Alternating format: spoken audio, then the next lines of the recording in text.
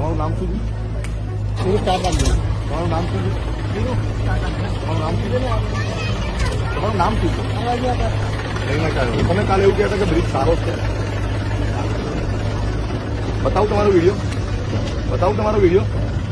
તમે આ બ્લોક તૂટી ગયો છે, તમને ખબર નથી, તમારી જવાબદારી નથી. તમે અહીં આગળ તમાશા જોવા આવો છો, ગામડાનો વ્યક્તિ મરી જાય તમાશા જોવા આવો છો. તમે અહીં આગળ તમને ભાન નથી હોતું, તમારી જવાબદારી નથી હોતી.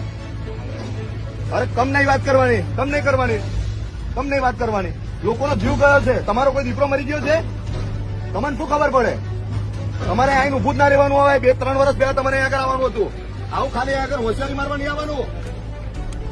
તમે અધિકારીઓ બધા ભ્રષ્ટ અધિકારીઓ પાપે આજે આ બધી ઘટના પણ આજે બે છોકરા મરી છે. શરમ આવી જોઈએ આ લોકોને, આ તંત્ર અધિકારીઓ તો શરમ આવી જોઈએ. વ્યક્તિ છું, ખાલી સેવા જ કરું છું. તમારી વાત 100% હું એગ્રી છું તમારી વાતમાં. 2022 થી આ લોકોને ખબર છે, પેલા નાયકા વાળા જે બોલા છે ને એને ખબર છે. બોગસ માણસ છે ઈયો. મારા ગઢા તો પૈસા લેવાના નહીં. મદદ અને કામ કરવા અરે મદદ તો કરી, આ બધી મદદ ખાલી મારી વાત હોબરો, આ મદદ કોઈ કામની નથી. આ બધું જલાશો છે, જલાશો ખાલી. આ તો લોકો મરી જાય પછી જલાશો કર્યા છે આ લોકો. એમને બોર્ડ નથી, આ ફોન કર્યા કરે છે, બધાને ખબર નહીં. થોડું રિક્વેસ્ટ હા અરે આઈને કાલે હોશિયારી ટોકતો તો એની ફરજ પણ નથી આવતું.